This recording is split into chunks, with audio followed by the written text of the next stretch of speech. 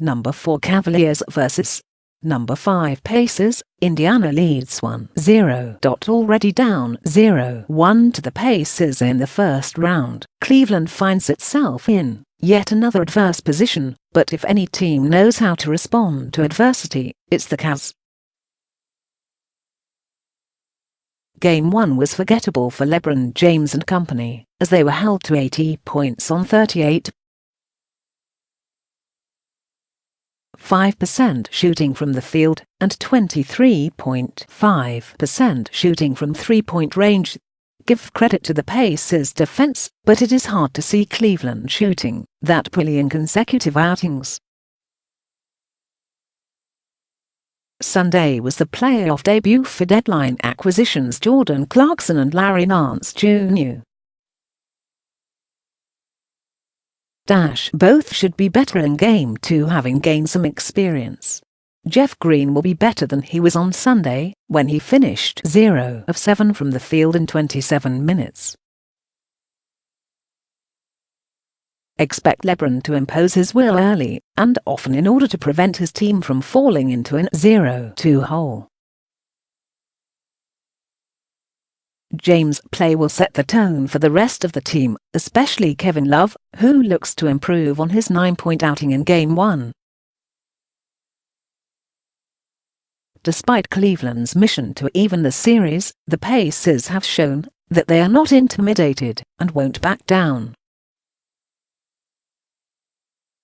Victor Oladipo was spectacular in Game 1, 32 points, 6 rebounds, 4 assists, 4 steals, and is playing with insane confidence.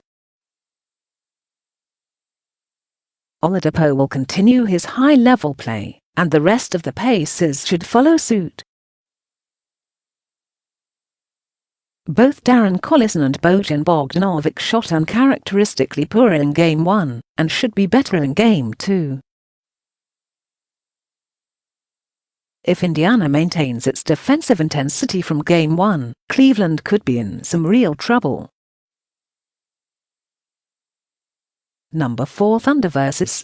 Number 5 Jazz. Oklahoma City leads 1-0. Utah got off to a fast start in Game 1, but was unable to sustain the early lead. The Jazz should look to come out fast again on the road in Game 2, and adjust based on the flow of the game. Point guard Ricky Rubio attempted 18 shots in Game 1, that should not, and likely will not, happen again.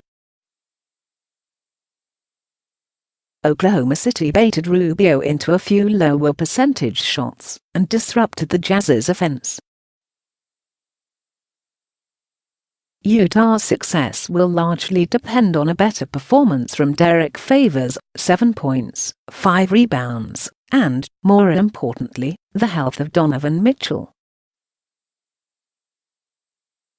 Since injuring his toe in Game 1, many have speculated whether Mitchell will be able to deliver and lead the Jazz to a road victory. Mitchell will need to be close to 100% for the Jazz to keep up with the Thunder and have a shot to steal Game 2. Paul George, 36 points, 8 three-pointers, and Russell Westbrook, 29 points, 13 rebounds, 8 assists, got most of the post-game credit, but Carmelo Anthony's 9 first-quarter points in Game 1 were huge for the Thunder. Look for OKC to establish Anthony as an offensive threat early, paving the way for Westbrook and George to bear the majority of the offensive load for the rest of the game. George was limited in Tuesday's practice due to a hip injury, likely as a precaution, but it is something to monitor.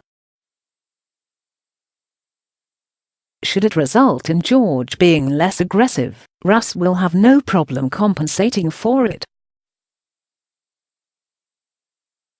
Number 1 Rockets vs. Number 8 Timberwolves. Houston leads 1-0. In Game 1, Timberwolves All-Star Karl Anthony Towns was 3 of 9 from the field, finishing with 8 points and 12 rebounds. Towns must assert himself and demand to be more involved in Game 2. Some felt Minnesota's guards did a poor job of getting the ball inside to the big man, but head coach Tom Thibodeau expressed that Towns could help himself by being more active. Look for Towns to buy into his coach's words. Playoff veterans Jimmy Butler, Jeff Teague and Jamal Crawford should look to help Towns improve. Along with Andrew Wiggins, Butler has the challenge of providing offensively, while spending time guarding James Harden on the defensive end. Butler was 4 of 11 and finished with 13 points, but the Wolves are going to need more from him Wednesday to even the series.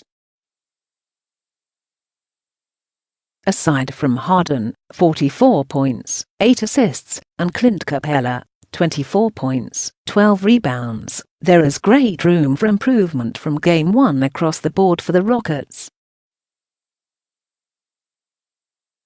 Chris Paul, 5 of 14 shooting, 6 turnovers, and Eric Gordon, 1 of 7 3-point shooting, will be better, and as a team, the Rockets, 27% from beyond the arc in Game 1, should shoot at a higher clip.